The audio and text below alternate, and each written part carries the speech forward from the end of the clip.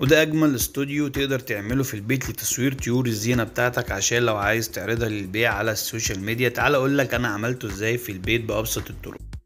ودي الحاجات اللي انا احتجتها: لوح ازاز،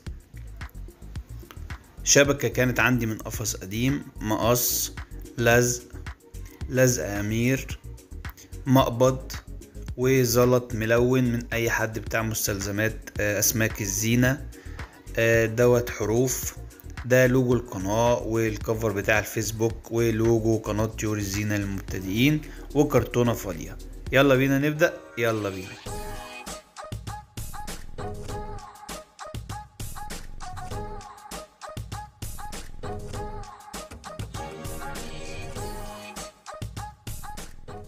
اول جزء ابتديت اعمله هو المكسم اللي هيقف عليه الطيور، وده عبارة عن خشبتين جبتهم ورفعتهم وثبتهم بمسمار من فوق، وجبت غطا بلاستيك ومليته جبس وثبت فيه المكسم، وابتديت اجيب مناديل وابلها بالجبس واثبتها بالشكل اللي قدامك دوت لحد ما نشف.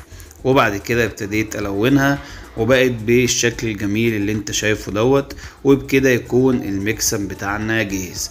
تعال نشوف برضو احتاجنا ايه علشان نعمل الاستوديو دوت. اول حاجة زي ما قلنا الكرتونة الفاضية، اللوجو بتاع قناة طيور الزينة للمبتدئين، الكفر بتاع الجروب بتاع الفيسبوك طيور روماني، واللوجو بتاع قناة طيور روماني على اليوتيوب برضو. والشبكة قلت لك ديت من قفص كان مستعمل عندي. الزلط الملون دوت ده من عند حد بيبيع مستلزمات اسماك الزينة. والباكت بتاع الحروف دوت كان كارت كده فيه حروف، ولزق، سلاح قطر، مقص، مقبض، اللزق الامير. كل الحاجات ديت احتجتها وانا بعمل الاستوديو. طبعا اللي انت تعمل حاجة بايدك دي من الحاجات الممتعة جدا، خصوصا اللي انت بتحب طيور الزينة واللي انت هتحتاجها في تصوير طيور الزينة. اول حاجة فكرت اللي انا اعملها هو باب عشان ادخل منه الطيور. طبعا الكرتونة انا لفتها كلها باللزق السوليتيب علشان تبقى قوية وتستحمل معايا لو هقطع فيها حتة او هفتح منها حاجة او هتني. كل دوت اللزق هيقويها، وفي نفس الوقت هيكون مقاوم للمية واقدر انضفها بسهولة. فزي ما انت شايف كده انا خدت مقاس في الجنب علشان افتح منه باب، وابتديت بسلاح القطر فعلا ان انا افتح مربع ناقص ضلع علشان يبقى باب بيفتح وبيقفل معايا. لان لو فتحت الاربع اضلاع تاخد بالك ان كده انت ما عملتش باب، انت عملت فتحة، لان المربع ده هيطلع بره الكرتونة تماما. فاحنا بنعمل مربع ناقص ضلع. زي ما انت شايف الشكل دوت كده هو الشكل النهائي للباب. طبعا انا بالسوليتيب اي حاجة بقطعها بقوم مقويها على طول علشان تستحمل زي ما بقولك الفتح والقفل، وتكون مقاومة للماء، وتكون في نفس الوقت قوية، لان ده كرتون طبعا مع الاستخدام ممكن يضعف.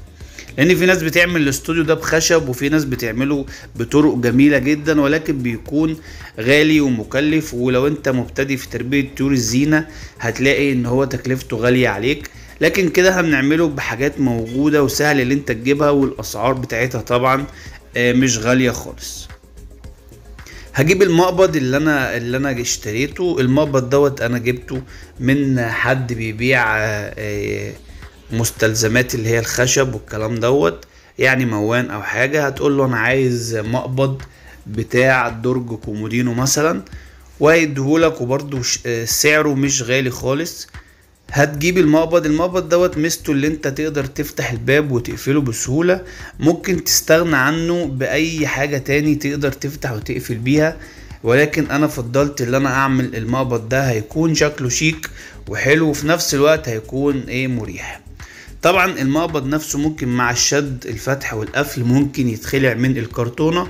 فجبت حتة بلاستيك كده كانت عندي، وقصيت منها حتة مدورة علشان اعملها زي وردة او حاجز من الناحية التانية، علشان الفتح والقفل ما يخرمش فيه الكرتونة والمقبض يطلع ويبقى شكله وحش، او يكون ما استفدناش منه الاستفادة الكاملة.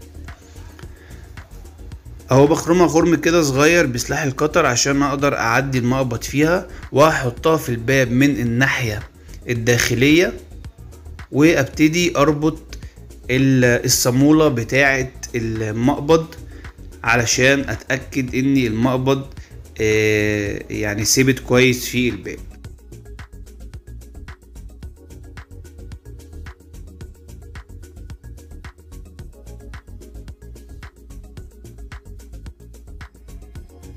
وبكده يكون خلصنا اول مرحلة في الاستوديو بتاعنا، وهو الباب اللي هدخل منه الطيور. وزي ما انت شايف سلس جدا في الفتح والقفل ومش محتاج اي مجهود.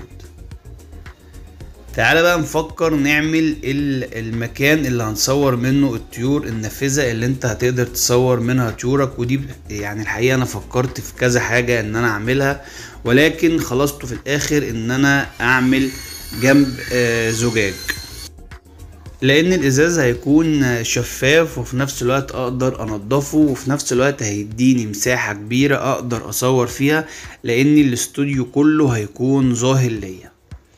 الازاز ده برضو انا خدته من برواز عندي قديم، وابتديت اللي انا اخد المقاس على الكرتونة بتاعتي، وبتسيب يعني لو هو مثلا 20 سنتي انت ما بتقصش ال20 سنتي، انت بتقص 18 عشان تسيب سنتي هنا وسنتي هنا تسند عليهم لوح الازاز، طبعا من الاربع اتجاهات، يبقى ما بنقصش نفس المساحة بالظبط. هبتدي برضو الزق زي ما قلت لك الجوانب اهو، لزقتها علشان اقويها. هحط لوح الازاز بتاعي وابتدي اثبته، حاولت الزقه بامير ما لزقش اللزق الكامل. عملته برضو بسوليتيب من الاطراف بتاعته، ثبته كويس علشان ما يقعش مني. بكده اكون عملت الباب وعملت النافذة اللي اقدر اصور منها الطيور بتاعتي. هبتدي دلوقتي بقى افكر في اللوجو اللي هحطه جوه. زي ما قلت لك انا جبت كذا لوجو معايا، ده الشكل من بره. هبتدي احط بقى اللزق الامير علشان الزق اللوجو بتاعي جوه الاستوديو، لان دوت هيكون الشكل النهائي اللوجو اللي انا هحطه دوت. طبعا انت ممكن تحط صورة طبيعية، ممكن تحط ورقة بيضة تماما، ممكن تحط اسمك علشان الطيور اللي هتتصور يكون عليها البصمة بتاعتك او الامضة بتاعتك. طبعا كل واحد على حسب اللي يريحه. انا فكرت هنا في اللوجو، ممكن حد تاني يفكر لا دي الوان كتير، انا عايز حاجة لون ابيض سادة مثلا علشان شكل وجمال العصفور يبان اكتر ويكون احلى. طبعا كل واحد ليه ذوقه وكل واحد ليه الطريقة اللي هيعمل بيها الاستوديو. وزي ما بقولك انا في الاول وفي الاخر كنت بجرب حاجة ممتعة انا حاببها، وبرضه هستفيد بتصوير الطيور بتاعتي فيها.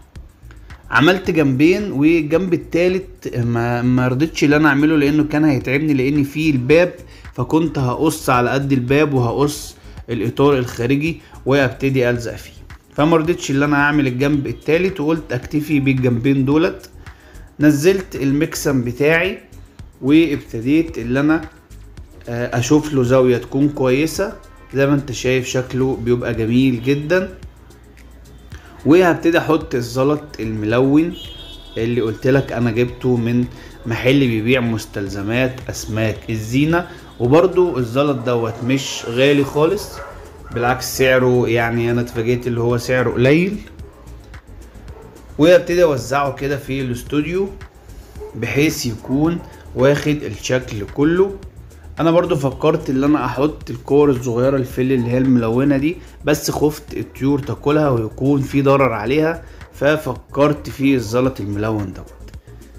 الشبكه ديت بقى انا فكرت ان انا احطها فوق عشان تكون تهويه للاستوديو، عشان الطيور بتاعتي ما تتخنقش، يكون في تهويه جيده وانا بصورها، ما يكونش في نقص في الاكسجين وبالتالي تفقد الطائر بتاعك علشان تعمل له سيشن. والقطعة الكرتون اللي قطعتها علشان احط الازاز رحت كملتها من فوق وبسلك الرباط رحت قافلها. يبقى ادي الباب بتاعنا، وزي ما انت شفت فوق التهوية ولوجو القناة حطيته من قدام والازاز محطوط. وهبتدي بالحروف اكتب استوديو روماني وهكتب بيردز عشان يكون الشكل الجمالي كله اكتمل. ايه الروعة والجمال اللي احنا عملناه دوت. بأبسط الطرق قدرت تعمل احلى حاجة. طبعا هتقدر تصور طيورك زي ما انت شايف. دي كانت اول تجربة ندخل طائر الروز الجميل اللاتيني ده عشان نبتدي نصوره.